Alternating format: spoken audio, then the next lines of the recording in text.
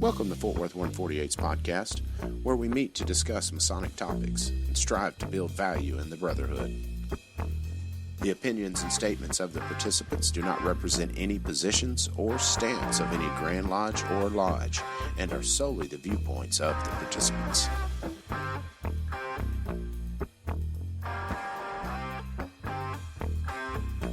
Welcome back to the podcast, brothers. This is Rhit, past master and current secretary of Fort Worth 148. This is Jagush, current senior deacon of Fort Worth 148, and we have a special guest today.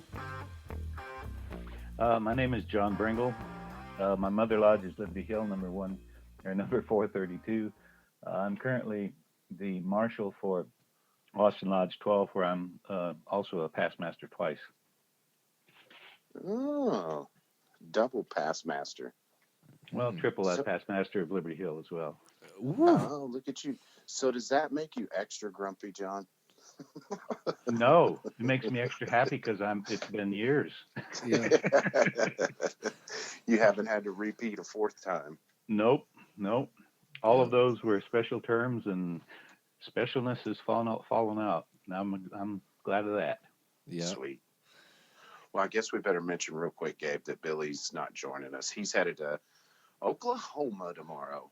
Yes, so he is traveling, and we are wishing him the best. He will be attending the Grand Commandery of Oklahoma's Grand Conclave, and so we wish him the best in his travels, and we hope that he has a lot of fun with our Okie brethren up there. We hope that he says hi and that they all have a fantastic time. Carry on, Sir Knights. So we have, let's talk about our discussion question. And Rhit, you found this one, so why don't you walk this one in for us? All right, let's do it. So this one I got off of Texas Freemasons by Austin Oliver. And I think the answers kind of got twisted up. It was a great discussion, but he was asking, does getting endowed actually hurt the Grand Lodge and the fraternity as a whole? Or does it just hurt the little lodges that aren't bringing in much for dues? And, I even got wrapped up in it, that explaining how it's not a good thing for the lodge. Well, he already knew that part, but he was wondering if it's a good thing for the Grand Lodge or not, which got me digging in the law book. And bottom line is, it is a good thing for Grand Lodge, no matter what. They get paid up to 5%. I don't know what they take every year of what's paid out. So I'm assuming if there's no payout, they don't get anything. But if there's a payout of $100, they get up to $5. Yeah, that's the way I understand it too. One of our past masters is on the finance committee, and that's what he said. If they don't make anything, they still pay out to the lodges, but they don't get anything. Yeah. And see, the recent change, because there used to be years where we didn't get anything. Right. And the way I read the law now is that we get at least 3% even in those crummy years. Mm-hmm. To where hopefully we don't have any more of those years where we don't get anything. Because 3% is better than nothing. But yeah, it's a good thing. I did a little figuring up to where, let's say, 800 lodges in Texas, which is just keeping it simple. Mm-hmm. Each lodge has $20,000 worth of endowments. That's $16 million total invested. So if there's a 5% payout, that's going to be $800,000 distributed between 800 lodges. Grand Lodge gets up to 5% of that, which is 5% would be $40,000.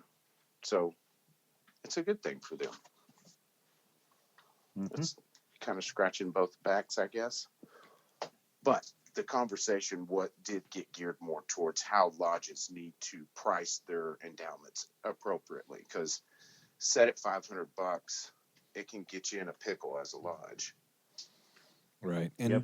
that's kind of where the discussion almost always heads. But the fact that that's where the discussion almost always heads is a good thing, because I think it is finally starting to settle in the collective Masonic unconscious of Texas that something needs to be done about that.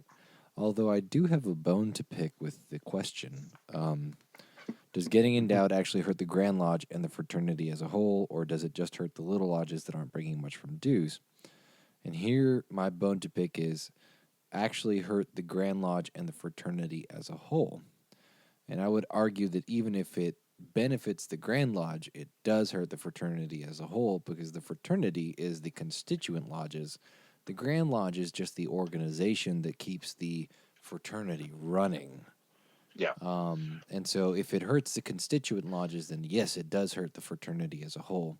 The macro organization of the Grand Lodge is, at least in my opinion, independent from the concept of fraternity, which honestly doesn't necessarily even require lodges. But that's a different discussion. Yeah, I have a little bit different take on that. In fact, I use a bumper sticker on my truck that says "Education, not legislation." And I believe one of the things that we need to do is educate our brethren who get endowments, no matter what their cost, that they go ahead and pony up for the regular fees anyway. Yeah, if the lodge has meal fees, pony up for that. The per capita, Right. pony up for that. Yeah. It's very reasonable. There's you got a great point, because there's so many ways. I mean, they can add to that endowment. The endowment could be priced properly. You can get endowed for cheap and keep paying due. There's so many options, but nobody knows them. I tell you, when I Control F membership endowment program in Grand Lodge, there's a lot of results. That's a lot of legislation in there to go through. Mm-hmm. Yeah, and for most people, that's off-putting. Oh, yeah. Right? You've got to kind of have a knack for reading through that, or at least kind of it doesn't feel like your eyes go cross-eyed. Yeah, at least a tolerance. Yeah, there you go. So let's go ahead and jump back into the main subject. The main subject of tonight's episode, or today's episode if you're listening on Thursday morning, is the candidate process of Austin Lodge number 12. And here to talk about it is our special guest, John Brengle. So, John, thank you very much for coming on and discussing this with us. Well, I appreciate you having me. Yeah. So, John, can you tell us a little bit about yourself outside of the Masonic lens? I'm retired, have been for, a couple of decades now. Okay, I gotta back that up. I don't have a 9-to-5 job. I still have a couple of companies that I work with, a crypto mining company, and I still do business consulting. And I'm an ex-school teacher. I grew up in the central north of the United States, where Wyoming, South Dakota, and Montana meet. I was a ranch kid. I was the only kid in my grade for 5 years in a row, from 2nd through 7th grade. Oh, wow. So I kind of had a pretty unique thing that I had good teachers during that, because I was dyslexic as can be. And I had an hour and a half personal attention from my teacher every day. Oh, wow. And that was my dyslexia training, and I am so thankful for her for all those years. I moved down to Austin in '75 after completing a construction project. I built things for 30 years, general construction, houses, and light industrial, like I was building a Motel 6 at the time, that I decided to come to South Dakota when I finished that in October, and did not want to spend another winter doing construction in South Dakota. Not fun. Very reasonable. So I moved to Texas and got here on November 1st, and left a snowstorm, and was waiting outside on the porch of my friend's place with a 6-pack of beer and shorts and a T-shirt at 5 o'clock in the afternoon when they came home, and I'm just going, I have arrived. Yes. It was a beautiful thing. That is beautiful. And I spent the rest of my time in and around Austin, mostly building houses. And like I said, some light construction. And then I got into healthcare. I was a respiratory therapist for a few years and a hospital administrator, and then I got an MBA and did business brokering for a while, and I still do a little bit of that, buy and sell businesses. And I've been a Masonaholic for about 25 years now. Oh, Living the that's awesome. life. Masonaholic. Well, that's my wife's term. Yeah, I like that. And she loves it too. I mean, she's got her stuff too, so she likes that I enjoy my Masonry so much, and I really do. That's Yeah. fantastic. It's awesome. My wife also So- has a term for it, but she just calls all of us nerds. She's not wrong. You know, I was No, telling she's her, not. she was like, It's "So very you do, loving, so you nerd. do what? And then you do what?" You know, and I'm not talking about anything secret or anything like that. I'm just talking about various like lodge traditions or, you know, books that I've read. And Your she'll- various collection of hats. yeah, the hats Clothes. especially, the various collection of hats, you know, between the cowboy hat for conferring degrees and the Scottish Rite cap and the Templar chapeau and the Templar garrison cap that I have as an alternate to my chapeau. You know, she goes, "You guys are just dorks." And I'm just like, "Yep, that sounds about Yes. right." In a word, yes. Yeah. Proud Yep. of it. So, John, when did you join and how old were you? I joined in '95, and I was, let's see. Well, I was born in '48, so what's that put? You don't put the math on me. In the middle of '40s, somewhere in there. There you go. Awesome. Which lodge did you join? My mother lodge is Liberty Hill 432. That's right. That's right. You told us that. What inspired you to jump into the fraternity? Well, I've always been a minor philosopher. I really like philosophy, and I'm just in my philosophy explorations, I came across Freemasonry, and I started doing a bunch of reading on it. And then I went up in the late '80s to visit my parents in South Dakota, and Father saw one of my books that I was reading on Masonry, and he said, "Are you a Mason?" I said, "No, but I'm thinking about it." He said, "It's a good organization, you know. Your grandfather was, and I am." I went, Oh, wow. "Oh, really?" Well, then I was looking back, and I remember when I was 13, my grandfather died. And this is in that little town of Buffalo, South Dakota. It has about 300 people in it, and it's way out in the middle of ranch country. Nobody has anything but cowboy hats, blue jeans, and boots. Oh, yeah. Yet at his funeral, I saw 6 men in tails, top hats, white leather aprons, and white gloves carrying my grandfather to the grave. Now, it didn't hit me at the time what was going on because I didn't know anything about Masonry. And my grandfather was my favorite dude in the world, you know, so I was just distraught. And it wasn't until that moment when my dad said, "Your grandfather was a Mason," and I had a little knowledge behind me, that scene just snapped right back into my head. And I go, "Of course." It was like a revelation. How many times have we heard the funeral thing come up for that? That's I've so lost powerful. count. I've legitimately Yeah. lost count. It is one of the most impactful things that drives men to Masonry. Oh, when I tell everyone I see, man, woman, and child, that if they get a chance to go see a Masonic service, they should. Because I don't care where you are, it's one of the most impactful services you can have. Wow. So, kind of a side question: do you happen to know how many Masons are in South Dakota now? I know that's I believe the last time I checked, there were under 10,000, yeah, gotcha. about 8,000 something. Yeah, because we get so wrapped up with ours. You know, we're one of the bigger ones in the United States, and we forget others. You know, are the size of some of our districts. Yeah, yeah, exactly. Rhit, that's a weird humble brag right there. Well, it is, but I envy that in a way. You know, because smaller units tend to get things done. Not saying we don't, but you know, in a way, that's kind of a unique opportunity. There is value in agility that is given by smaller sizes. Yes. Yeah. Oh, certainly. For one thing, they don't have a Grand Lodge building to pay for.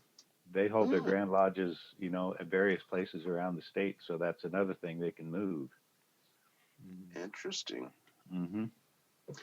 Yeah, that'd probably be a little easier, with a smaller crowd. Yeah. Right. Yeah. You wouldn't be able to do that really with the Grand Lodge of Texas, unfortunately. It'd be a lot harder. It would be Yes, a it lot would. harder. And it is a really nice building. So, Don't get me started. Yeah, we'll save that. So John, was there something that drew you specifically to your Mother Lodge that, that made it stand out above all others to you? Oh, absolutely. And that ties in also to why I'm doing Masonry 101 at Lodge 12. I started looking for a lodge in about 85, and I didn't join until 95. I went around interviewing lodges, finding out when they met and the time, and going around just seeing, if I liked the guys. Well, most of the guys I liked, but I didn't like how they were doing things, or there was something that was just off-putting me. So I looked at every lodge in the area, and then finally we moved to Liberty Hill, and I told my wife, well, let's go downtown and see what it looked like, because we were actually about 5 miles outside of town. And I said, let's go downtown and see what it looks like. And I saw a sign on the road that said Historic Masonic Lodge. Ooh. So my wife said, well, we're turning there, aren't we? And I said, yep.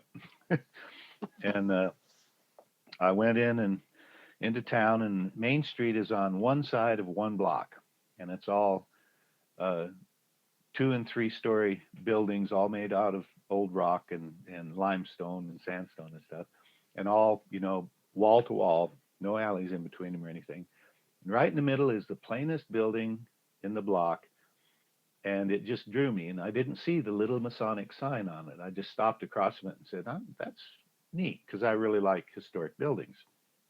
And so I got out, and as I was walking up, I noticed the G square and compasses on it, and the door was open. So I said, wonder what this is about. I haven't visited this lodge. Well, I walked in, and there was a man sitting there, and who became my Masonic mentor. And he stood up with a big old grin on his hand and held out his hand, shook my hand, and said, hi, my name's Jerry Casebolt. Who are you? And we just became fast friends from then on. And he was the one that drew me into that lodge, because his infectious attitude and the way he does things. And I didn't know at the time, but he's pretty high ranking Mason. Even at the time, I think he was a red hat, and one of our best symbologists for this area for sure. And that's what drew me to Liberty Hill. Now, like I said, I'd been looking for 10 years. During that 10 years, I read voraciously, because once I got past my dyslexic scare, reading's what I do. I don't read very fast, but I read a lot. Yeah. And after I joined Masonry and went through the grades and became a Master Mason, I realized that what I'd been reading, I really didn't get. I got the surface stuff that you can get, but most of the stuff that I'd been reading, you really needed to be a Master Mason to get it. And so that led me to start the Masonry 101 in Austin Lodge 12, because I wanted the young men to not have to go through the 10 years of trials and tribulations that I went to, and have to go back and reread all those books again. Because there's enough to read without having to reread them, Yeah, that's no doubt. So, what do you see as the overall weakness and strengths of our fraternity? The weaknesses are our lack of education for our own members. I have, and excuse me, guys, but almost all of your questions are going to refer me right back to Masonry 101. That's good. I've had Master Masons from all over the country sit in on my Masonry 101 for potential candidates, and every one of them will walk away going, well, I didn't know that about the craft. I'm one of them. That's what got us to this point. Yeah.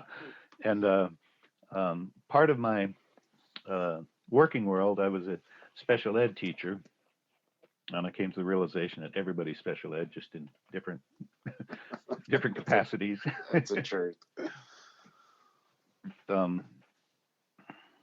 So anyway, it led me to really believe in the system that we're just not educating our brothers well enough, I don't think. Yeah. The strength is that we keep guarding our West Gate well. Mostly we do that. Every once in a while there's somebody that slips through, but mostly we do a pretty good job of that. And I think that is vital for keeping our craft true to its nature. There you go. So this one right here is going to go, I know where the answer is going to go, but how do we improve that weakness? How do we improve on that education? Everything has to happen at the lodge level, in my not very humble opinion, because I don't have them much, but I think the Grand Lodge can lead by getting out of the way. I really like last year's Grand Master Tommy Chapman said that we need education, and I believe that we do. And they did some good things, and in past years, the various Grand Masters have done good things in giving out portions for the lodges to read in lodge. But for the main part, those are kind of like canned speeches. Yeah. And it works much better if you can do it off the cuff. But if you do it off the cuff, that means you got to really know what you're talking about. And therein lies the issue. There's not a lot of guys who really want to dig into that much. And yet to me, that's where we've got to go. We've got to get back to the lodges and let them educate their members with assistance. And I think I talked with Brad some about this too. Many years ago, there was a conference, a Grand Masters conference called Fiat Lux. Can't remember which Grand Master it was, but anyway, it was a conference to bring up ideas. Well, one of the brethren there came up with the idea that we should have a site on the Grand Lodge website where we just give the formulas for what we do that's successful. If you have a pancake breakfast that's successful, how many pounds for how many people that you expect and that sort of thing. I mean, that's a very simple thing.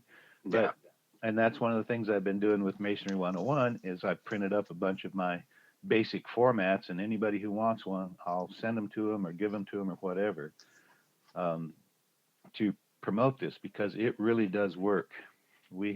I've been doing it for about 12 years now. I might be getting ahead of your schedule a bit, but no, not at all. Keep it going. And to date, per capita, as far as I can tell from the statistics that I can find, per capita, Lodge 12 is raising more Masons than any other lodge in Texas. On average, how many Masons a year would you say that Austin number 12 has raised in the last 5 years? I'll give you statistics from last year. Last Masonic year, we had 35 degrees. 35 degrees. Mm-hmm. Wow. So if you divide by 3, that would almost be 12 Master Masons. So, I think we raised 10 last year. 10, yeah. That's really seriously impressive. Think about that. 36, what would that be? 35 weeks of degrees. Yeah. That's the bulk of the year right there. Take stated meetings, add another 12 to that, You got a full calendar. Yep, and we meet on Mondays, so you take away Memorial Day and Labor Day and the Monday between Christmas and New Year's, and yep, that's the whole year. Absolutely. Yeah, and for any of our listeners that are maybe not Masons or just not familiar with statistics related to Masonry, anything more than, I would say, half a dozen is considered extraordinary, because it just takes so much work and effort to raise somebody. So if you're raising more than 6 guys in a year, that's notable for a lodge. Most lodges raise between 1 and 3 guys a year. The vast majority do 0. Well, and that's not a knock. I mean, no, that's just where they're from. Like Liberty Hill raised 1 last year, I believe. Yeah, I mean, they're in a town of a population of 800. Yeah. Well, an active lodge that is growing will raise between 1 and 3. A lodge that is holding steady will, raise none or 1. Yep. That's pretty crazy to think about, though. 10, holy. It is. Yeah. So, John, what's your favorite aspect of Masonry and why? Masonry 101. I love it. I, like I said, one of my past jobs was as a teacher, and I know that the way to learn is to teach. Mm-hmm. And those guys that come in fresh off the street, not knowing anything about masonry, you'd be amazed at how much stuff about masonry they can teach you. All you got to be open to it. Yeah, that's a good point. And I just, I love that aspect for it. And since I'm an arduous learner, that's the wrong word. I like learning. Voracious? Yeah, voracious. There you go. Thank you. I'm glad I thought of that. So it keeps me on my toes. I task them. I usually give them homework, and I task them every time to come back with questions. I said answers are good too, but I'd rather have the questions. Oh, exactly. So that's really my favorite part of it. Just generally, and I get to do that every week for an hour and a half, and it just it's fantastic. It's salving for my soul. No, and that's what I say. I mean, because I came down there for a festive board you guys were doing, and I just happened to get there early and sat in a chair, didn't even realize that was going on. And you started out the class, and Paul Rana finished it. But I mean, it was so easy to see you light up when you were doing that. And I knew instantly something's going on down here I need to know more about. Because I did. I left that. I got up and left from there. I was like, yeah, I learned a few things there myself. Of course, Paul takes you in the deep end of the pool real quick. Oh, yeah. Paul does that. Oh, yeah. I've known him for several years, and he has always been that way, man. He's swimming in the deep end, man. I'm just looking for the life preserver. So let's talk about, let's jump into kind of the main meat of the subject then and talk about the candidate process at Austin 12. John, you mentioned, the guys that come in right off the street teach you a ton about masonry. How do most candidates come to find out, or how do most prospective candidates come to find out about joining Austin 12 and how to join? I'm glad you made that distinction, and I'm going to have to correct you on a little bit. While we give the Masonry 101 at Austin 12, I really don't care where they join. In my, there again, not very humble opinion, Austin Lodge 12 is the best in the area. And I've had several men join just about every lodge around the area, mostly because of where they live. Because I'll tell them right off the bat, the first part of masonry is going to take a lot of your time, and so you want to be either close to where you live, close to where you work, or somewhere in between. And I really do my best to scare guys off because I am very serious about guarding the West Gate. In fact, the first article I ever saw on guarding the West Gate was the one I wrote about 20 years ago. So I'm very serious about that, and I try and scare them off. I just say masonry is not for everyone. While it's not overly expensive, neither is it inexpensive. I will tell them about the history of the Grand Lodge of Texas and why it is known in the world of Freemasonry as one of, if not the hardest grand jurisdiction to join, because we have memory work and a not insubstantial amount of memory work. Yeah. And then at Lodge 12, we had the tradition of learning both the questions and the answers. Ooh. Now, I will tell them right off the bat that is not something we can require of you because the Grand Lodge says that you can just learn the answers. However, I also tell them that is our tradition, and if you want to join Lodge 12, you should buy into that tradition. Yeah. And everyone who's joined has. Yeah. Now, listen to the benefit of it. This is the best thing. This is what brings it home. As quick as and you have to do all of the all of the EA at one time. You can't break it up into 3 sections like is allowed. Gotcha. That's also our tradition. Well, what happens is when a guy has finished learning the first section of the EA, guess what? He knows both the questions and the answers. He can start teaching the next guy. And Yeah. since we have so many candidates in the line at any one time, we really need a bunch of instructors. So Mhm. every candidate becomes an instructor after each section that he learns. And remember what I said a little bit ago? The best way to learn is to teach. Yes. So those guys that have learned their first section, now they're teaching it. They really get to know what's in that. In fact, we've had a few guys write papers about each degree before they move on in it, and that's one of the ways that we retain them too. If you keep them busy, they're going to keep coming back. Yeah, they feel like they're a part of the system. Absolutely. That's no doubt. And a very important part, the only way that you get into Masonry is by doing what they're doing, and that's, they realize that right away. Yeah, and I've got a real big kick right now about lodge culture and how each lodge should have their own culture. And so I love that you guys prep your candidates of, hey, here's how we do it. We can't require these things, but we strongly suggest that if you're going to join this lodge, you adhere to these traditions because they're going to. You know what I mean? In the end, these guys want to be challenged in ways, and when they're all said and done, it just feels a little more, you climb the tall mountain instead of the short mountain. Yeah, yeah.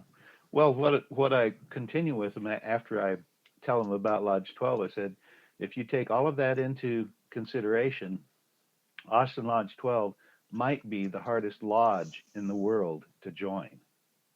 So be careful what you ask for. Yeah. I mean, I try and scare them away. It doesn't work very too. well.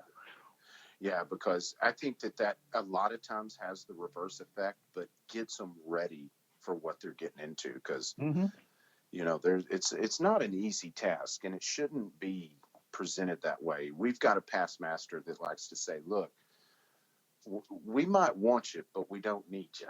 And he does the same thing. He tries to just lay it out there and scare them a little bit to really make them think. Oh yeah, yeah.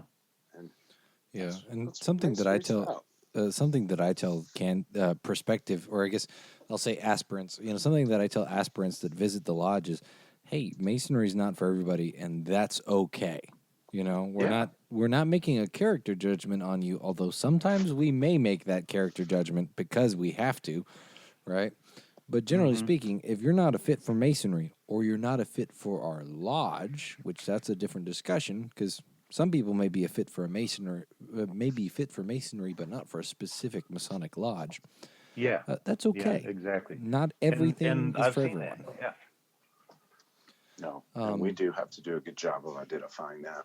Yeah. Well, and also I wanted to chime in on terms of lodge tradition at Austin 12. To be fair, the lodge is the one that determines proficiency, right? So legally you are required to ask every question, and the lodge determines proficiency. However, Grand Lodge law does not state how you determine proficiency or what the bar for proficiency is. So if you say the bar for proficiency is knowing the questions and the answers, the mechanic of it is asking all the questions. But the bar for proficiency can be separate from the mechanic. So. Well, and we do have our main instructor is also our secretary, and he's been instructing for probably 20 years. He's an A certificate holder, and he knows Masonry inside and out. You have to go through and get it okayed by him. And so that's one of the things that we tell the guys, if Ron okays it and you okay it as the candidate, then we think you're ready. What you do in the lodge room might not fit your standards. And if Ron says you can do it, you're in. Now, just last week, we had an EA ready to turn in his work, and Ron said he's ready and everything. Got up there, and he was just frazzled. He could make it through the first section, and that was it. And he himself said, guys, I'm sorry. I thought I was ready, and I was ready with the words, but I wasn't ready in a mental sense. And he said, I don't want to waste y'all's time, so let's put this off until I get myself mentally prepared. Wow. And that's one of the, that's a great candidate. That's a testament to the culture there, though, that he has the comfort to make that call. I mean, that's embarrassing, but he obviously felt very comfortable. Well, it also speaks to really strong work ethic too. Yeah. So that's somebody who is concerned with providing good, honest results that stand up. And to say, "Hey guys, I need a breather. Let me come back to you on this." That's strong work ethic, and I like that. No. Yeah. Well, and he has since turned it in perfectly. Of You know, course. just Yeah. he got his mind together. You know, he was worried about the words and realized after that he had the words but didn't have his mental. That's good men getting better right there. That's so beautiful. So, John, what is the first step that a prospective candidate needs to take after establishing contact with the lodge? So, let's say that this is an aspiring candidate who does plan to join Austin 12, not necessarily just a regional lodge. What's the first step after establishing contact with the lodge? Well, we meet every Monday at 5 o'clock, and that's on our webpage, and that's mostly how people come to us. Is either, I mean, it used to be through the Yellow Pages because Austin is, an A, and so if they're looking for Masonic lodges, they came across Austin first. So that's kind of a bonus. Just, That's awesome. for anybody out there listening who wants to name their lodge something, keep that in mind. It makes a difference. Yeah, Ard Wolf, that comes before. um, so I present this kind of a syllabus, and it's a 5-section syllabus, and I tell them if you want to join Lodge 12, and this is, I tell them it's the same for any other lodge too, but if you want to join Lodge 12, you have to have at least 2 people from the lodge you join to sign. And guys from Lodge 12 all went through this system, and they're not going to sign it at the first time they see you. They're going to have to get to know you. So I require them to come back for at least 5 weeks so that they can hear one of each of the syllabus points that I make. I have history, the organization of Freemasonry, Masonic symbolism, Masonic philosophy, and then on becoming a Freemason. Now, I require them to be there for that long at least because I said, for one thing, Freemasonry is a service organization, and the way that you can help us and get to know other Masons so that they might potentially sign your petition is that you can help in the kitchen. Since we feed every Monday, there's an opportunity for you to get to know other Masons, talk to them, and find out more about Masonry. Since Masonry does not have a single spokesperson, I said, what you're hearing in this table in front of me is Masonry from the context of John Brengle. And that's just one point. And so you got to get to know them. You got to come back. You got to be consistent. And then I tell them the degree fees, the dues, and what we expect out of them. So I kind of lay the entire thing out, like I said, trying to scare them off because we got enough people like like your past master said, we may want you, but we don't need you. Yeah. So, what is the syllabus layout then? Because you mentioned some of the points that are on the syllabus, but what kind of in these 5 weeks are we covering exactly? Well, I'm a little bit of a historian, and I'll take my history from a whole bunch of different sources. And so when I talk about the history and the history specifically of Freemasonry, I liken it back to the first guy who decided to plant his plants in a row so he could tell them from the weeds. And I said that to me was really the start of Freemasonry because that started geometry. That was the first time that man created a straight line. And that was really the start. And I said, so, the Grand Lodge system started in 1717, and everybody knows that. We also know that Elias Ashmole and others were initiated in the 1600s. But we also know that every culture that built with rock had Mason companies. I mean, if you go back in history, Babylonia does, and Egypt does, and everything. So I start with kind of the basic overall history, and that it's really very loose. That the Masonic history is not written. It is written in parts and pieces, and you got to find it out for yourself. And then I go into the history of Texas Freemasonry and how we got started, and that brothers fought against brothers in the War of Independence, and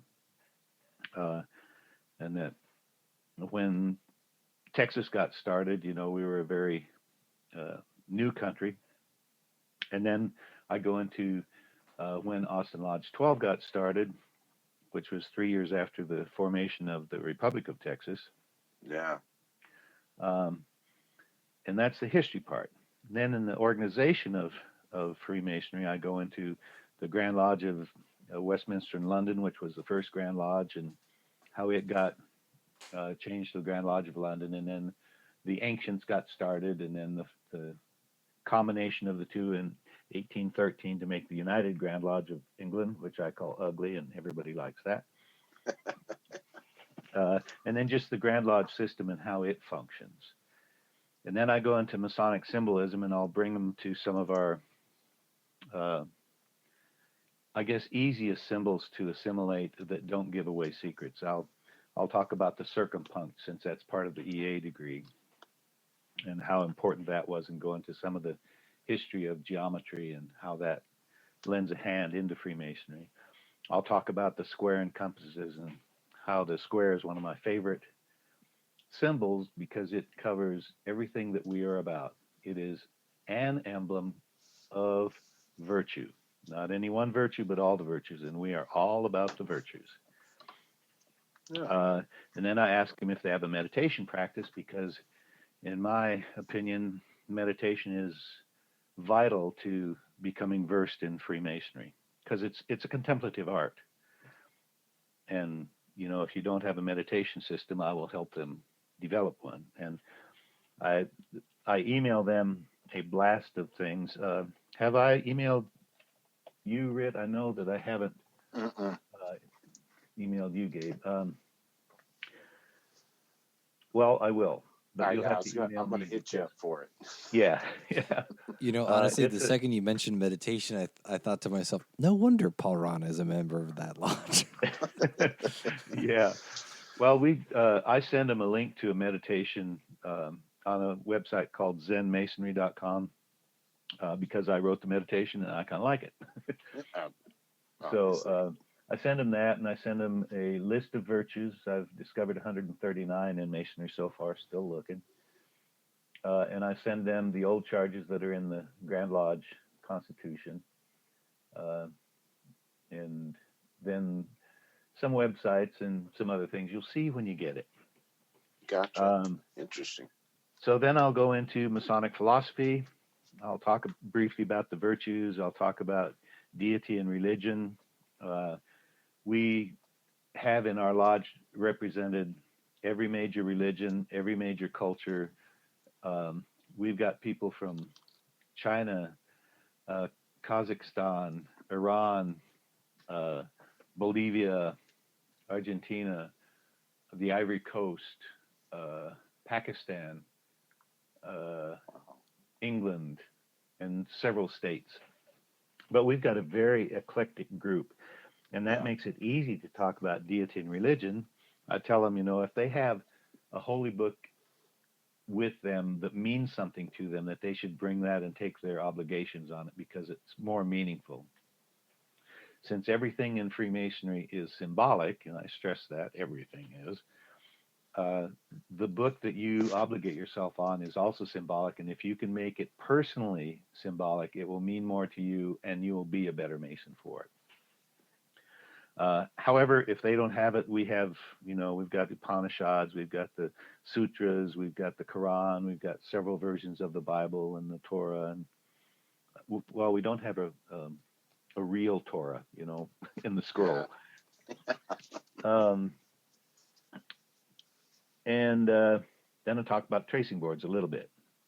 And then for becoming a Freemason, I have given them the website for the Grand Lodge and told them that they should visit all the lodges in the area just to make sure that they're joining the right one, because lodges, like people, have personalities, have characteristics, and you want them to be amenable both ways. It's got to be a two-way street. And then I talk a little bit about the investigation, how the system works. You know, everybody's asking, well, what does it take to be a Mason? Well, you come to this class, you turn in your petition, it's read in lodge, you are investigated, then a degree is put upon you, and you learn what happened in that degree through a series of questions and answers called the catechism. You can tell I haven't done this very much. And then I tell them about appendant bodies and you know, just briefly about Scottish Rite, York Rite, and Shrine. Mostly I don't go into like Demolay or Tall Cedars of Lebanon or Philalethes Society. That's a little deep into the woods. And that's basically my syllabus. That's a pretty good syllabus. Yeah, no doubt. And I like that too, because we have somewhat of a similar process, but we don't engage those candidates enough. And that's something we need to take a hard look at, Gabe, because that would be, you know, while we sit out there and get around getting to know them, we can add stuff like that in as well. Yeah, I mean, we really don't have anything structured like that. Mm-hmm. Well, when you email me, I'll send this along with it. Cool. As a PDF as well. Yeah. No, I'm trying to get this out to as many places as I can, because it works for us. You know, it's not that I'm doing the best of anything, but I'm doing something. And if the more people that get out, the more eyes that get on it, the better it'll be. Right. And I also expect feedback, by the way. Absolutely. And I think it goes a long way just to set that standard before they ever come in, you know, that they're realizing that they're getting involved with something with a pretty dang high bar. Yeah. You know, well, and frankly, that's what keeps bringing them to us. You know, their friends say, hey, if you want to do something real, you know, this is it. Yeah. No, exactly. So in general terms, how long does it take a candidate to go from asking to join to being initiated? Can't answer that question. I can give you a range. The longest I've had anyone sitting at the table before becoming a candidate was 2 years. The shortest is 5 weeks. Gotcha. And it's really, really varies in there. Most typically, it's at least 2 months, though. Yeah. Because they won't necessarily get there every time, and they also realize that sometimes I can't be there for whatever reason, and I've got several designated people like Paul, and they realize that they get a different sense from a different brother, and once they get out of that room, you know, they're going to be working. They're not going to be able to ask those questions. So that's why that one guy stayed for 2 years. He said, there's too much information here for me to just go off and leave it and join the lodge. What are some of the frequently asked questions that you get from candidates? I don't know.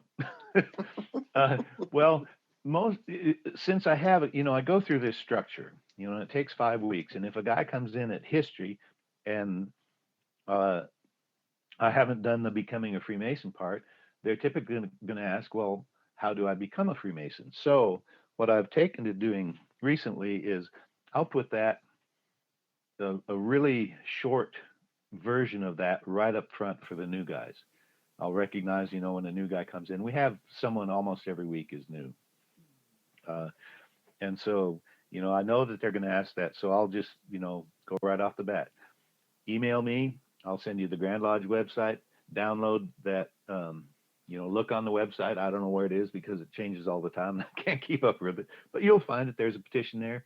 Download it. Read it. And then you can ask questions about, you know, what it's all about. But mostly it's about how do I become a Freemason? I mean, that's what they're there to begin with. Yeah. They don't understand what's going to happen in the meantime, you know, all this education that they're going to get that just doesn't happen. Mm-hmm. And the next is about deity. And I tell them, you know, that, well, that's not something we can discuss in the lodge room. However, outside of the lodge room, that is more than appropriate to ask those questions. And I, you know, mentioned the Muslims we have, the Buddhists we have, the, you know, the Christians, the Jews, we've got American Indian shaman, just about everybody is represented in some way, shape, or form. And I said, so it's not Freemasonry that will keep you and your deity from joining. It will be you. Yeah, So that's a good point. Gabe, did you have any more questions on the 101? Yeah. So then it is kind of a solid 5-week cycle then, right? Like you're not rescheduling and scheduling based off of who's there or anything like that. It's just nope. And I'm usually kind of the main gatekeeper. They'll usually ask me if I think they're ready to turn in a petition. Some of them get a petition and fill it out and bring it back the next week, the second week, and I'll go, oh, this is nice. Put it back in your folder. You're not ready. Yeah. So I'm a bit of a hard nose about it, but I think they appreciate it at least eventually. Yes, that's the key. It may come in time, but it will come. Mm-hmm. Yeah, no, our lodge uses a rather lengthy process to get to know aspiring candidates, and we've had several guys, tell us after they got initiated, "Hey, I'm glad I waited this long." Yeah, You know? yeah. Well, the strong ones, the ones that are worth it, will appreciate that. That's it. And we also don't have a big problem of losing EAs either. Now, we lose them on the front end during that process of getting to know them. They realize, hey, this isn't for me. Right. And that's where they should be lost, frankly. Yeah, that's exactly right. So when it comes to the investigative process of the petitioning process, what, if anything, has Austin number 12 implemented in addition to the minimum required investigative process? We require that at least 2 of the investigation team go to the home of the candidate. We request that all 3 do. And we'll tell the candidates right up front, too. And also that we want your entire household there if that's good with you. Because, sometimes, first of all, it's not an easy process necessarily. It's not particularly arduous, but it's not real easy, too. And you kind of need the support of your household. Yeah. And so I said it's important for your household to be there, your wife, roommates, or whatever, so that they can ask questions and so that we can answer questions that they haven't asked. And that's a really good reason to going to a candidate's house. Also shows you how he lives. Yep. Kind of important. No, that is key. I mean, for me, one of the biggest things is their dog in good condition? And I'm a dog person, but I always interact with the dog and see how their dog interacts with strangers, whether or not the dog is well trained, whether or not the dog is friendly, whether or not the dog seems like it's in good health and is being treated well. Because it's one of the it's a real marker of a person's quality is how they can treat an animal that is dependent solely on them. Yeah. Or cats. Yep. Well, I'd argue cats are a little bit more independent. When it comes to cats, you want to look at how well the cat has trained the human. Not the other way around. Well, the last investigation I was on, which was I think 3 weeks ago, the guy had 2 cats, and one of them hid in the bedroom all the time. He said, "Well, I walked in, the cat came up, sniffed me, and rubbed up against me." And he said, "She's never done that." I said, "Well, I'm special. I'm an animal too, and they know it." That's greatness.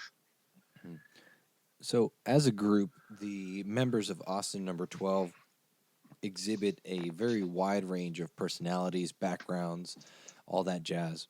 But they all mesh very well. What qualities do you look for in a man to ensure that this kind of diversity is maintained and celebrated?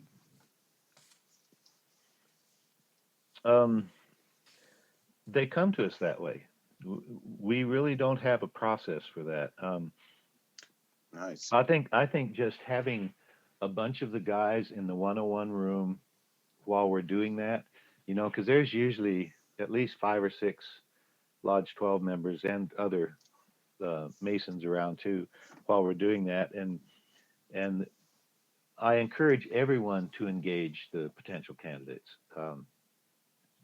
just to let them know the diversity of ideas that are out there of what Masonry means to the different people. And, we've got everything from, an 89-year-old guy who can barely move around and he's a curmudgeon and he's not sure if what I'm doing is right because I'm letting way too many secrets out. And he will sit there and engage. So, I don't care if he's got that idea. I mean, we're still good friends and all, but, he's Yeah. John, I don't know. You might be letting too many cats out of the bag here.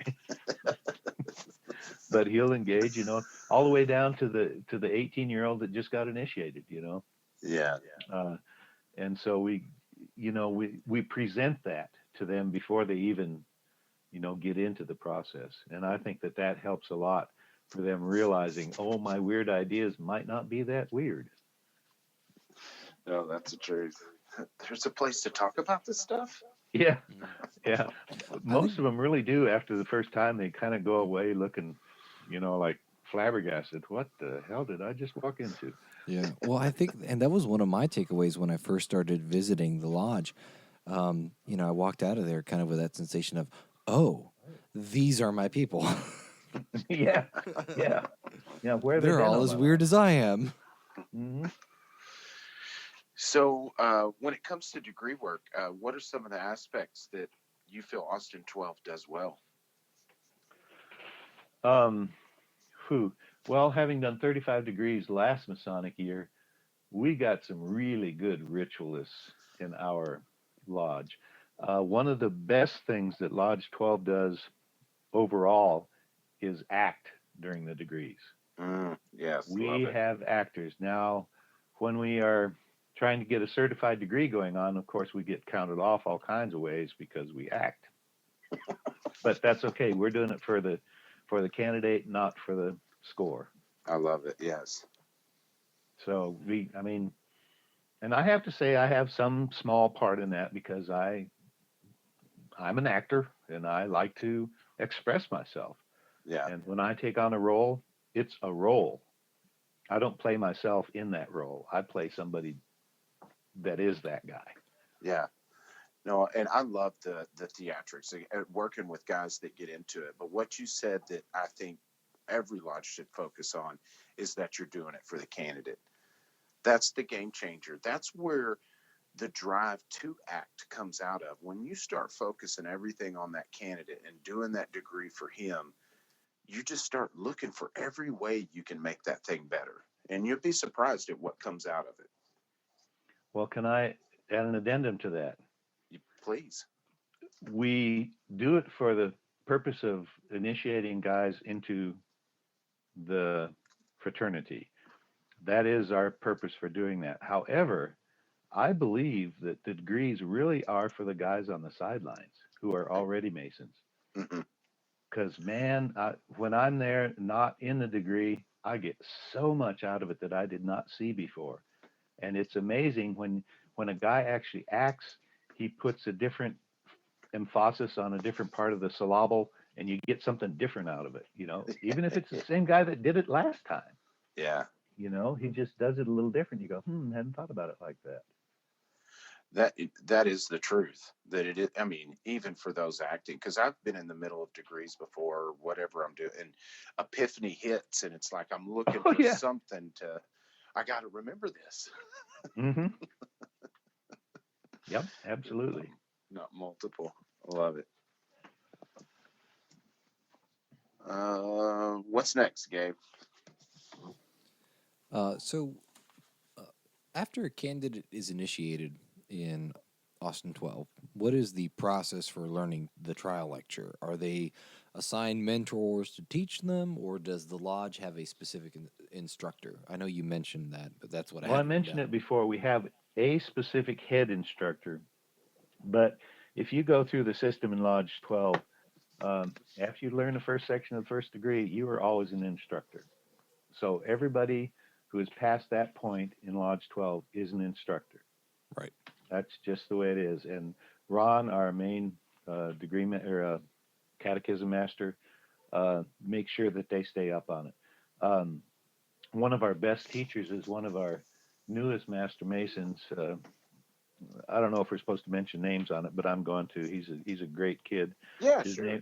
name is Akhenaten Dable, and he's from the Ivory Coast, and he has a very strong French accent, and he is so good with the candidates. Everybody just loves him because, for one thing, with his heavy accent, they've really got to listen. Hmm.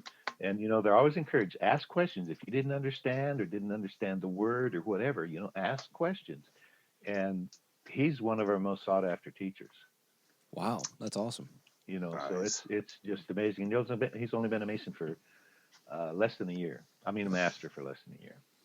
Yeah. No, and that was one of the valuable things in my experience when I was going through the catechism process was that my instructor at Fort Worth Lodge had me turn around and start teaching EAs as soon as I was, ready to give my trial work back. So Oh that yeah, was very yeah. Didn't you valuable. find that valuable? It was immensely what's the word? It was very empowering. Mm-hmm. It was very empowering. It felt like I had a lot of control over my progress in Masonry. Yeah. How long would you say it takes on average for a candidate to progress from an entered apprentice to a catechism returned traveling man master mason in Austin 12? There again, there's a really wide range, but average is probably 2 to 3 months. Nice. So they get in and get to working. They get to working. Yeah, yeah. There's, like I said, there's a couple of guys who are really delving into it and took me serious when I said you should write a paper before you progress, and they're doing that, and so they're taking much longer. They're usually timing out. So Yeah, and that's not a bad thing. no, and one of the guys is a lawyer. I know it's not because he's not trying. He's writing. He's Yeah. right, and I've read his first essay on the entered apprentice, and it is brilliant. Um, Yeah. Do it your way, man. That's the trick to this whole fraternity. yeah, yeah. Well, and frankly, from my mother lodge, Liberty Hill, there was a guy who worked 3 times a week, every week, to learn his catechism, and it still took him 2 years to learn his EA catechism. He just, he didn't memorize well from mouth to ear. Yeah. And once he became a master, he became the teacher. And man, he's a kick butt teacher. He's great because he knows that stuff. Yeah. Once he gets in there, it doesn't leave. But he had to go over time on every one of his degrees, so that's not a bad thing. Do it your way. I mean, Yep. used to take a lot longer in the Yeah. olden days. Well, and there are some people on the continent who remain EAs their entire life. Yeah. My No, grandfather was one for 27 years. Yeah, yeah. So after they're raised, like Gabe said, traveling, turned in proficiency, what are some of the things that Austin 12 does to keep guys active and finding value? Well, we have quite a few philanthropic efforts. We're partnered with an elementary school, and we do things several times a year with them, which requires quite a bit of manpower. We have right now we've done taking applications for scholarships, but this year we got 203 applications wow, for scholarship. that's amazing. What? Well, our name is out there, and they know that we give some pretty big bucks, and That's awesome. And so we got people going through them, and that's a pretty arduous task right there. Yeah. We participate in the food pantry, so we're gathering food all the time and taking it down to the food pantry. We've got several cooks and chefs in our midst, and so they're concerned with homeless people and not eating, and so anything that we have left over, they box up and they dispense it throughout the community. Let's see, we're actively promoting a fundraising thing for the district to get an endowment for Dell Children's Hospital, where we have the G square and compasses on the front of the building. We've raised about $30,000 to that effort now we expect to raise another 50 this year. Nice. And then teaching, like I said, everybody's a teacher. We have so many degrees that almost everyone is learning parts for the degrees. And that's a fairly constant thing. Because the lectures are pretty long and arduous. And if you've only got one or two guys doing it, that's asking a lot when you're doing that many degrees. Yeah. And so we have Yep. a lot of people learning the different longer parts. We just gave out 2 Class A certificates last stated meeting, which was 2 weeks ago. Sweet. So yeah, we're fairly active. Nice. Yeah, because it sounds like you get a lot of load just keeping up with the degrees. Yeah, that's the truth. Well, Oh, having done that many degrees, though, I am, because of my position as marshal, we have our degrees separated. The entered apprentice is done by the master of ceremonies, the fellowcraft by the marshal, and the masters by the senior deacon. So putting the degree teams together is really pretty easy. You can almost just wait until the night and see who shows up and just assign the degrees, because with doing so many degrees, everybody knows a whole lot of parts. Yeah. yeah. And if that's you pretty do them special. right, like you guys are doing, it's not going to become a grind, because I know the Right. team I work with now, I look forward to working with them. Yeah. No, Yeah. I was gonna say the degree team that we have now. I wish it was bigger. That is for sure. I wish Mm-hmm. the regular degree team was bigger and that more people knew more parts. But I was gonna say, even with what we've got right now, I mean, you could probably pick up in a couple hours and say, "Hey guys, we have a Master Mason's degree in 6 hours. Get ready," Mm-hmm. and you'd get a great degree, and you could walk in and say, "Hey guys, we've got a Master Mason's degree in 30 minutes," and you'd get a pretty decent degree regardless. Yeah, Yeah. that's wonderful. That's not a very usual happenstance. Yeah. No.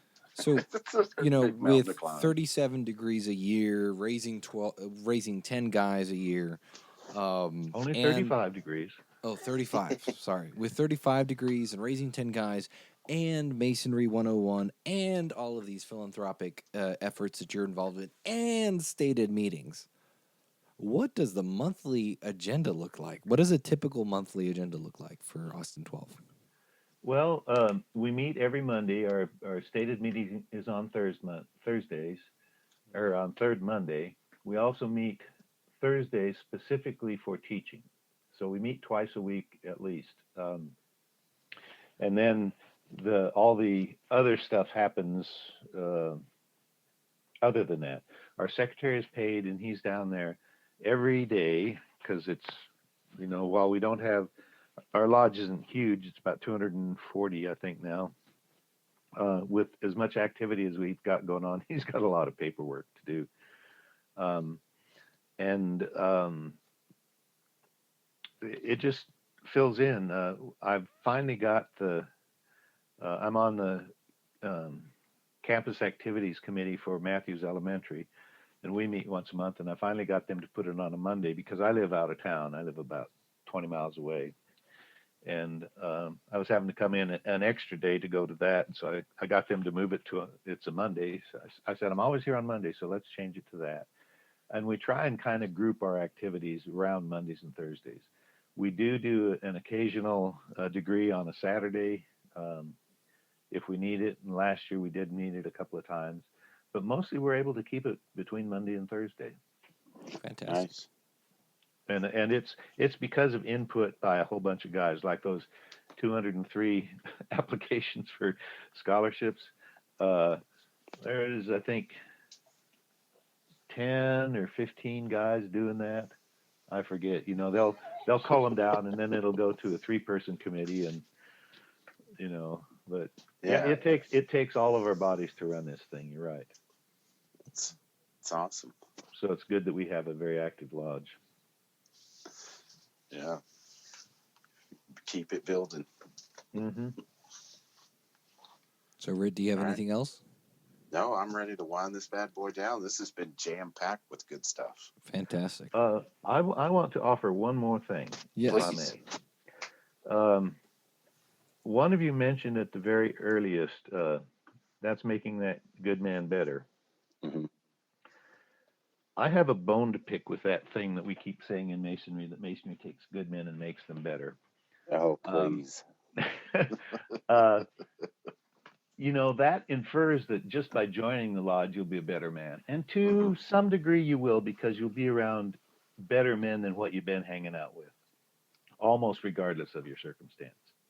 Yeah. However, and I tell the one-on-one guys, I said the only way to really get out of Masonry what it's meant to do for you is to be active. You've got to be active. You've got to come down. And just like we're discussing things, you need to get a discussion group going. That's why you need to meditate. That's why you need to converse with other well-informed brethren. And in fact, on the front of my business card, I have this. Through the strengthening of the character of the individual man, Freemasonry seeks to improve the community. And I tell them that is ultimately our goal. We want the world to be a better place. And we're doing it by improving ourselves so that the people in our circle of acquaintance will recognize there's something different about this person. And I will let them know that everyone who meets me, within 5 minutes of meeting me, they'll know I'm a Mason. Yeah. And I do that not because I love Masonry, but because I love what Masonry does for me.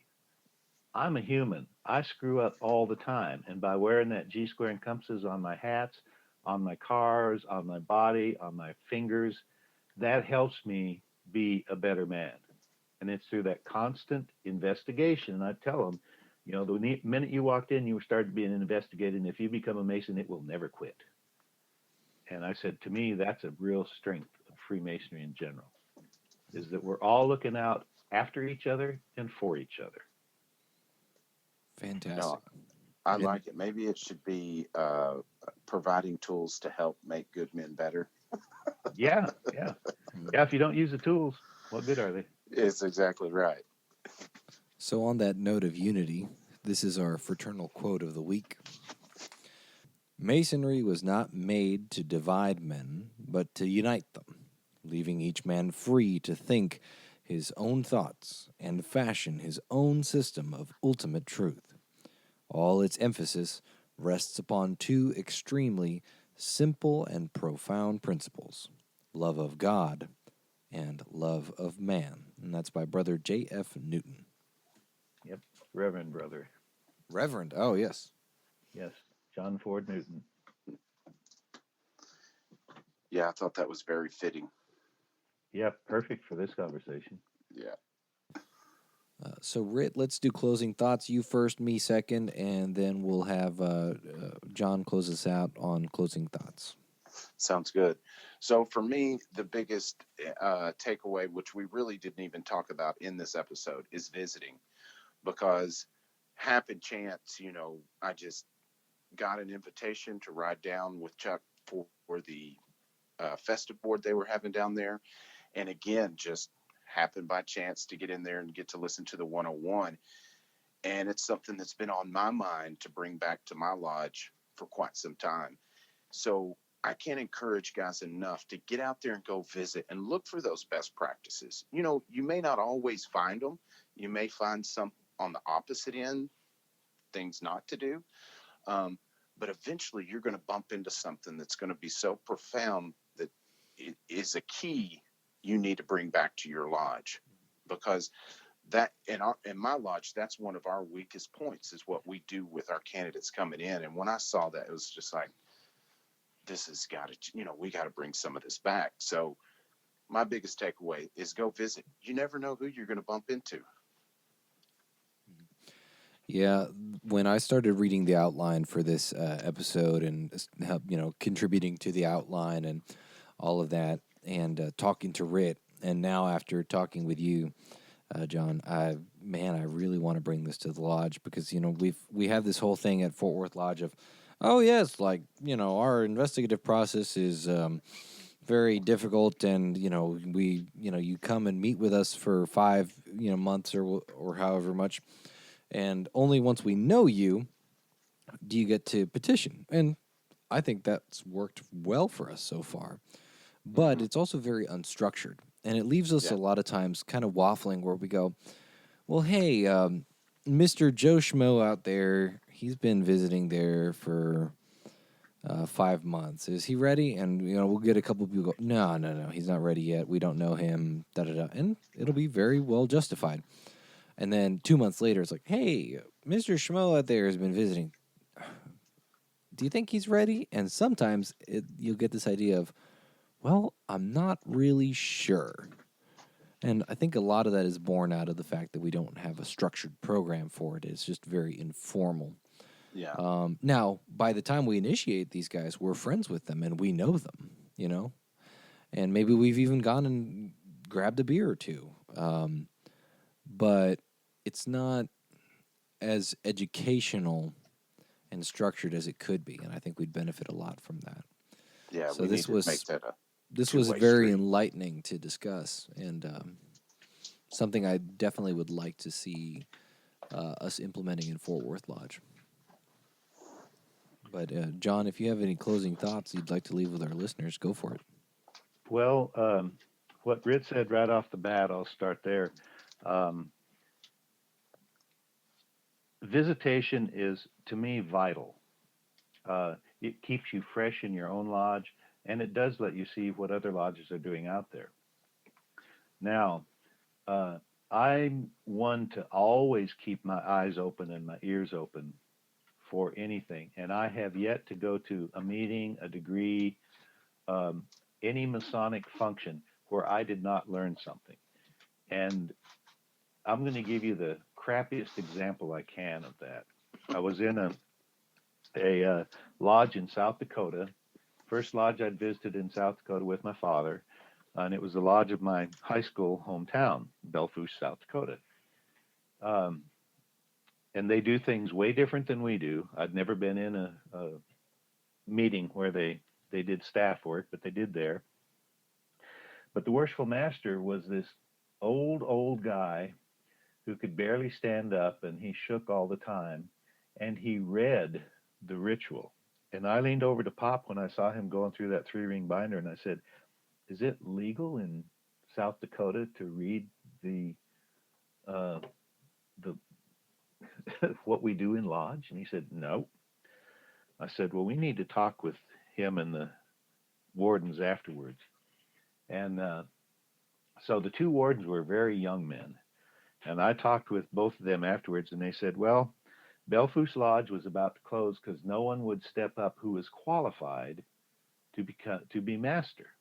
This one guy said that he would, but he said, 'I'm too old, I can't remember it. If you can get dispensation for me to read it, then I will be master for a year, as long as you two promise that you will be wardens and therefore be able to qualify next year as master.' And he said, 'Then we'll go for it.'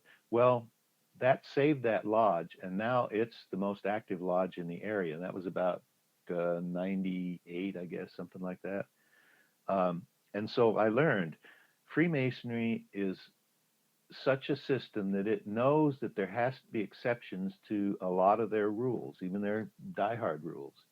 And that was a huge lesson for me, early on in my Master Mason career, that Masonry looks after its own. It does not want to kick men out. It does not want to close lodges. And if you don't do things right, they will, because they told that lodge, their um, version of the DDGM said, "We'll give you 1 year. And if you can't bring it together in that 1 year, then we will take your charter." Well, they did it. And that lodge just has grown. And that was a huge lesson to me. Uh, so visitation is vitally important to me. I think that having a system like what we've got at Lodge 12 um, is another vital point for any lodge. And I would encourage anyone out there listening to at least take these 5 points down: a history point, an organization, a Freemasonry point, Masonic symbolism, Masonic philosophy, and how to become a Freemason. Just take those and make a little syllabus out for yourself. Your lodge history is going to be different from mine. But if you get it organized and present it consistently. Now, I have to admit, for the first year or two, I didn't get guys every night. In fact, there were some months when I went by and I was sitting there by myself. But you know what? I kept learning because I kept reading. And it wasn't a hardship on me. I was going to be there anyway. And so at the very beginning, it might be a little rough until the word gets out. And it's something that we need to do. I think that it's really vital for our, not only our growth, but our good growth. And as far as guarding the West Gate, man, we got to do that very assiduously. The Grand Lodge has a great system of going through how to interview the candidates, what to do. And between past Grandmaster Nanny and myself, I think we wrote a couple of good articles, and that's what the Grand Lodge system is based on.